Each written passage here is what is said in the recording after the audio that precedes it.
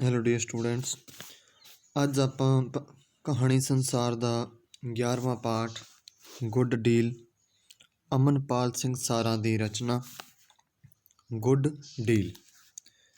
ਪਹਿਲਾਂ ਕਹਾਣੀ ਬਾਰੇ ਥੋੜ੍ਹੀ ਜਿਹੀ ਜਾਣਕਾਰੀ ਵੀ, ਕਹਾਣੀ ਕਿਸ ਵਿਸ਼ੇ 'ਤੇ ਆਧਾਰਿਤ ਹੈ, ਫਿਰ ਆਪਾਂ ਇਹਨੂੰ ਸ਼ਾਰਟ ਦੇ ਵਿੱਚ ਸਮਝਾਂਗੇ।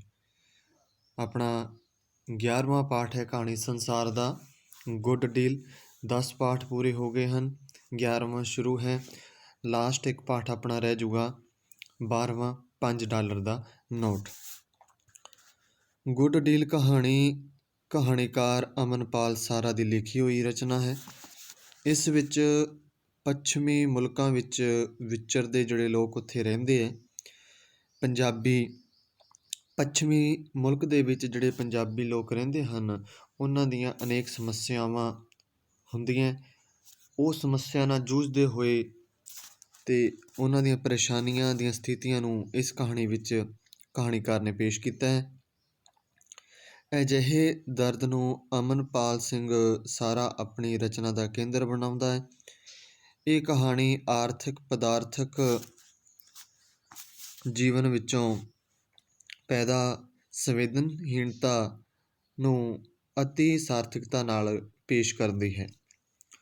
ਹੁਣ ਸਥਿਤੀ ਇਹ ਬਣ ਗਈ ਹੈ ਕਿ ਮੌਤ ਵਰਗੀ ਦੁਖਾਂਤ ਸਥਿਤੀ ਵਿੱਚ ਵੀ ਵਿਅਕਤੀ ਆਰਥਿਕ ਵਾਧੇ ਘਾਟੇ ਦਾ ਚੱਕਰ ਵਿੱਚ ਪੈ ਜਾਂਦਾ ਹੈ। ਜਿਹੜਾ ਅੱਜ ਦੇ ਸਮੇਂ ਦੀ ਗੱਲ ਕੀਤੀ ਹੈ ਵੀ ਪੈਸਾ ਮੁੱਖ ਹੈ। ਮੌਤ ਵਰਗਾ ਦੁਖਾਂਤ ਦੇ ਜਦੋਂ ਕੋਈ ਹਾਲਾਤ ਪੈਦਾ ਹੋ ਜਾਂਦੇ ਹੈ ਤਾਂ ਬੰਦਾ ਉਦੋਂ ਵੀ ਘਾਟੇ ਵਾਧੇ ਸੋਚ ਕੇ ਹੀ ਸਾਰੇ ਕੰਮ ਕਰਦਾ ਹੈ। ਸ਼ੁਰੂ ਕਰਦੇ ਹਾਂ 11ਵੇਂ ਪਾਠ ਕਹਾਣੀ ਗੁੱਡ ਡੀਲ। ਗੁਰਨਾਮ ਲੰਦਨ ਤੋਂ 10 ਵਜੇ ਵਾਲੀ ਫਲੈਟ ਫੜ ਕੇ 11 ਕੁ ਵਜੇ ਵੈਨਕੂਵਰ ਪਹੁੰਚ ਗਿਆ। ਸਾਰੇ ਰਾਹ ਉਸਨੇ ਸੌਣ ਦੀ ਕੋਸ਼ਿਸ਼ ਕੀਤੀ, ਪਰ ਉਸਨੂੰ ਨੀਂਦ ਨਾ ਆਈ, ਕਿਉਂਕਿ ਉਹ 4 ਕੁ ਘੰਟੇ ਪਹਿਲਾਂ ਤਾਂ ਹੀ ਸੁੱਤਾ ਉੱਠਿਆ ਸੀ। ਟਰਮੀਨਲ ਬਿਲਡਿੰਗ ਤੋਂ ਬਾਹਰ ਨਿਕਲਦੇ ਉਸਨੇ ਟੈਕਸੀ ਲਈ ਅਤੇ ਡਰਾਈਵਰ ਨੂੰ ਘਰ ਦਾ ਪਤਾ ਸਮਝਾ ਕੇ ਬਹਿ ਗਿਆ। 15 ਕੁ ਮਿੰਟਾਂ ਬਾਅਦ ਉਹ ਆਪਣੇ ਘਰ ਪੁੱਜਦਾ ਹੈ। ਉਸਦਾ ਘਰ ਮਿੱਲ ਤੋਂ ਬਿਲਕੁਲ ਨੇੜੇ ਸੀ ਅਤੇ ਏਅਰਪੋਰਟ ਦੇ ਵੀ ਨੇੜੇ ਸੀ। ਮਿੱਲ ਦੀਆਂ ਯਾਦ ਆਉਂਦੀਆਂ ਹੀ ਹੈ ਉਸਨੂੰ ਆਪਣੇ ਪਿੰਡ ਦੇ ਗੇਜੂ ਅਤੇ ਉਸਦੇ ਪਿਓ ਸਾਧੂ ਸਿੰਘ ਦੀ ਯਾਦ ਵੀ ਆ ਗਈ। ਗੇਜੂ ਗੁਰਨਾਮ ਤੋਂ 3 ਸਾਲ ਪਹਿਲਾਂ ਕੈਨੇਡਾ ਆ ਗਿਆ ਸੀ। ਗੁਰਨਾਮ ਇੱਥੇ ਆ ਕੇ ਪਹਿਲਾਂ ਗੇਜੂ ਕੋਲ ਹੀ ਠਹਿਰਿਆ ਸੀ। ਕੁਝ ਕੁ ਚਿਰ ਬਾਅਦ ਉਸਨੇ ਗੁਰਨਾਮ ਦੀ ਸਿਫਾਰਿਸ਼ ਆਪਣੇ ਉੱਪਰ ਸੁਪਰਵਾਈਜ਼ਰ ਕੋਲ ਕਰਕੇ ਉਸਨੂੰ ਮਿੱਲ ਵਿੱਚ ਕੰਮ ਉੱਪਰ ਲਵਾ ਦਿੱਤਾ। ਕੁਝ ਦਿਨਾਂ ਵਿੱਚ ਗੁਰਨਾਮ ਨੇ ਇਹ ਮਹਿਸੂਸ ਕੀਤਾ ਕਿ ਮਿੱਲ ਵਿੱਚ ਕੰਮ ਕਰਦੇ ਬਾਕੀ ਪੰਜਾਬੀ ਬੰਦੇ ਗੇਜੂ ਨਾਲ ਈਰਖਾ ਜਿਹੀ ਕਰਦੇ ਹਨ। ਵੈਸੇ ਗੇਜੂ ਦਾ ਬਚਪਨ ਤੋਂ ਹੀ ਸੁਭਾਅ ਸੀ ਕਿ ਉਹ ਆਪਣੇ ਕੰਮ ਨਾਲ ਮਤਲਬ ਰੱਖਦਾ ਸੀ।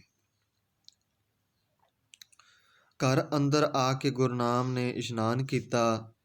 ਉਸਦੇ ਬੱਚੇ ਅਜੇ ਸਕੂਲ ਤੋਂ ਨਹੀਂ ਸਨ ਆਏ ਅਤੇ ਨਾ ਹੀ ਉਸਦੀ ਪਤਨੀ ਹਰਕਿਰਨ ਅਜੇ ਕੰਮ ਤੋਂ ਵਾਪਿਸ ਆਈ ਸੀ। ਡਾਈਨਿੰਗ ਟੇਬਲ 'ਤੇ ਇੱਕ ਅਣਖੋਲੀ ਜਿਹੀ ਡਾਕ ਪਈ ਹੋਈ ਸੀ ਅਤੇ ਕੁਝ ਕੁ ਬਿੱਲ ਪਏ ਹੋਏ ਸਨ। ਇੱਕ ਪਾਠ ਦੇ ਭੋਗ ਦਾ ਕਾਰਡ ਸੀ ਜੋ ਕਿ ਸਾਧੂ ਸਿੰਘ ਦੀ ਰੂਹ ਦੀ ਸ਼ਾਂਤੀ ਲਈ ਸੀ।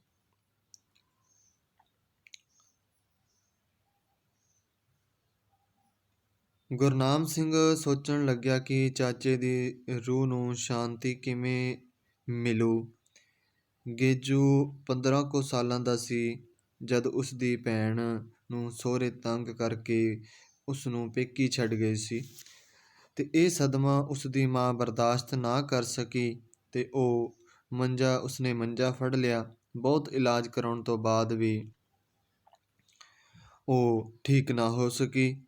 ਅੰਤ 'ਚ ਉਹ ਮਰ ਗਈ। ਉਸ ਤੋਂ ਬਾਅਦ ਉਸ ਦਾ ਬਾਪੂ ਸਾਧੂ ਸਿੰਘ ਨੇ ਆਪਣੇ ਆਪ ਨੂੰ ਕੰਮ ਵਿੱਚ ਡੁਬੋ ਲਿਆ। ਜਦੋਂ ਕਿਤੇ ਜ਼ਰੂਰਤ ਪੈਂਦੀ ਤਾਂ ਉਹ ਗੁਰਨਾਮ ਦੇ ਬਾਪੂ ਦੀਦਾਰ ਸਿੰਘ ਨੂੰ ਹੀ ਦੱਸਦਾ। ਗੁਰਨਾਮ ਸਿੰਘ ਦਾ ਪਿਓ ਉਸ ਨੂੰ ਆਪਣੇ ਵੱਡੇ ਭਰਾ ਵਾਂਗ ਸਮਝਦਾ ਸੀ। ਜਦੋਂ ਗੇਜੂ ਕੈਨੇਡਾ ਆਉਣਾ ਸੀ ਤਾਂ ਉਸਨੇ ਦੀਦਾਰ ਸਿੰਘ ਕੋਲ ਆਪਣੀ ਜ਼ਮੀਨ ਗਹਿਣੇ ਧਰੀ ਸੀ ਤੇ ਆਪ ਪੈਲੀ ਠੇਕੇ 'ਤੇ ਲੈ ਕੇ ਗੁਜ਼ਾਰਾ ਕਰਦਾ ਸੀ। ਗੇਜੂ ਵੀ ਆਪਣੇ ਪਿਓ ਵਾਂਗ ਹੀ ਮਿਹਨਤੀ ਸੀ। ਕਾਲਜ ਪੜ੍ਹਦਿਆਂ ਉਸਨੇ ਕਦੇ ਵਾਧੂ ਖਰਚਾ ਨਹੀਂ ਕੀਤਾ ਸੀ ਤੇ ਪੈਸੇ ਬਚਾਉਣ ਲਈ ਉਹ ਸਾਈਕਲ 'ਤੇ ਜਾਂਦਾ ਸੀ। ਨਾ ਹੀ ਉਹ ਕਦੇ ਇੱਧਰ ਉੱਧਰ ਘੁੰਮਦਾ ਸੀ। ਕਾਲਜ ਤੋਂ ਘਰ ਆ ਕੇ ਘਰ ਦੇ ਕੰਮਾਂ ਵਿੱਚ ਜੁਟ ਜਾਂਦਾ ਸੀ। BA ਦੇ ਆਖਰੀ ਸਾਲ ਦੌਰਾਨ ਗੇਜੂ ਦਾ ਰਿਸ਼ਤਾ ਕੈਨੇਡਾ ਹੋ ਗਿਆ ਤੇ ਵਿਆਹ ਕਰਵਾ ਕੇ ਉਹ ਇੱਧਰ ਆ ਗਿਆ।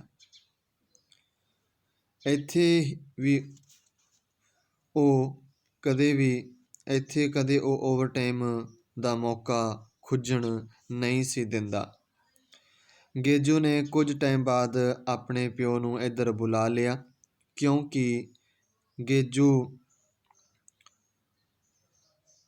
ਕਿਉਂਕਿ ਬਾਪੂ ਨੂੰ ਜੇ ਉਹ ਉੱਧਰ ਮਿਲਣ ਜਾਂਦਾ ਤਾਂ ਉਹਦੇ 4 ਜੀਆਂ ਦੀ ਟਿਕਟ ਲੱਗਣੀ ਸੀ ਤੇ ਉਹਨੂੰ ਬਚਾਉਣ ਮਾਰਾ ਉਸਨੇ ਆਪਣੇ ਬਾਪੂ ਨੂੰ ਹੀ ਉੱਧਰ ਬੁਲਾ ਲਿਆ।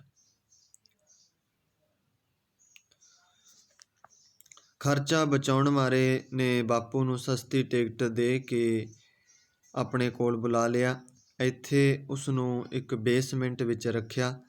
ਸਿਰਫ ਰੋਟੀ ਖਾਣ ਲਈ ਉਸਨੂੰ ਉੱਪਰ ਆਉਣ ਦੀ ਇਜਾਜ਼ਤ ਸੀ।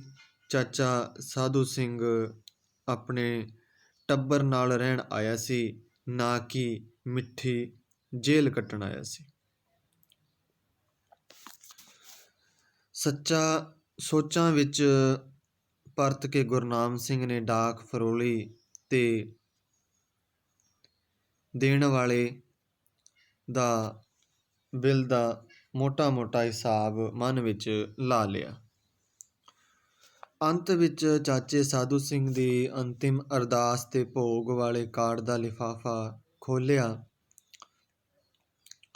ਕਾਰਡ ਉੱਪਰ ਚਾਚੇ ਸਾਧੂ ਸਿੰਘ ਦੇ ਭੋਗ ਦਾ ਦਿਨ ਤੇ ਤਾਰੀਖ ਪੜ੍ਹ ਕੇ ਉਸਨੂੰ ਹੈਰਾਨੀ ਹੋਈ। ਭੋਗ ਅੱਜ ਤੋਂ 3 ਦਿਨ ਬਾਅਦ ਸ਼ੁੱਕਰਵਾਰ ਦੁਪਹਿਰੇ 2 ਵਜੇ ਦਾ ਸੀ। ਬੰਦਾ ਭੋਗ ਵੀ ਵੀਕ-ਐਂਡ 'ਤੇ ਰੱਖਦਾ ਹੈ ਬਈ ਸਾਰੇ ਰਿਸ਼ਤੇਦਾਰ ਆ ਸਕਣ, ਪਰ ਗੇਜੂ ਨੇ ਇੰਜ ਨਹੀਂ ਸੀ ਕੀਤਾ। ਗੇਜੂ ਨੇ ਇੱਕ ਵਾਰ ਗੁਰਨਾਮ ਨੂੰ ਦੱਸਿਆ ਕਿ ਉਸਨੇ ਜੈਰੀ ਵਾਲਾ ਘਰ ਖਰੀਦ ਲਿਆ।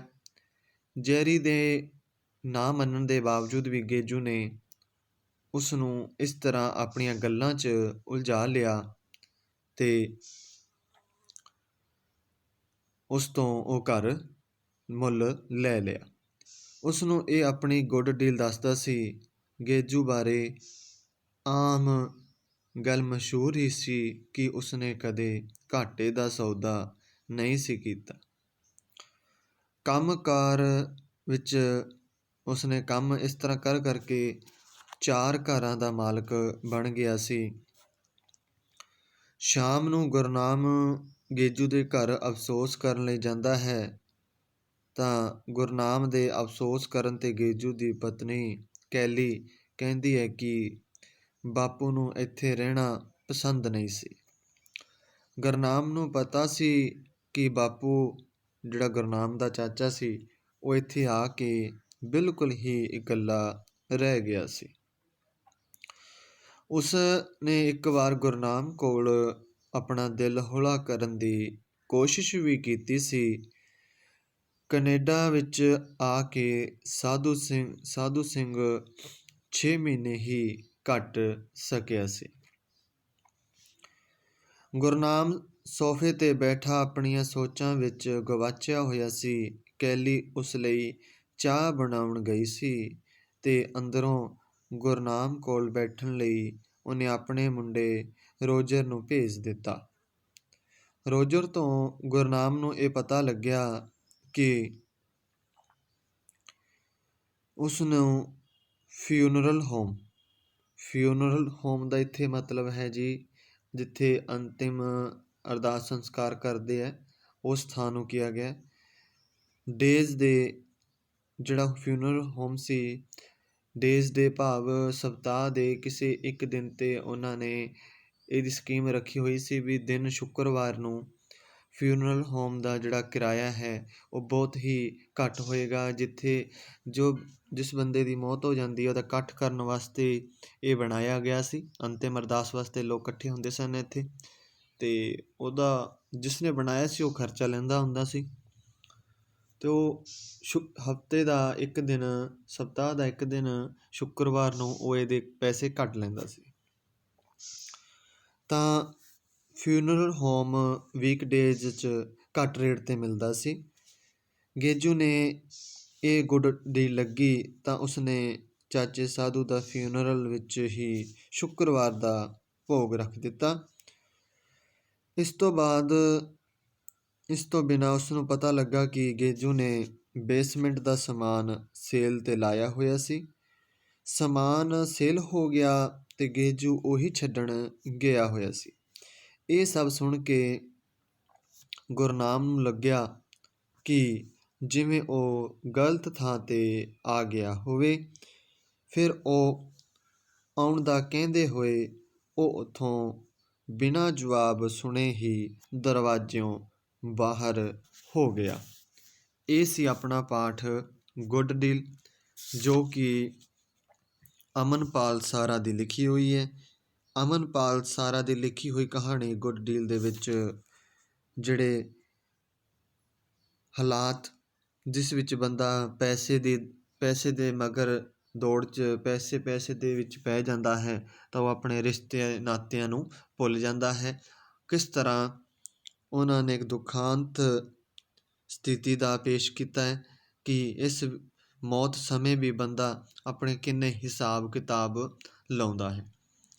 ਇਹ ਸੀ ਆਪਣਾ 11ਵਾਂ ਪਾਠ ਕਹਾਣੀ ਸੰਸਾਰ ਦਾ ਗੁੱਡ ਡੀਲ।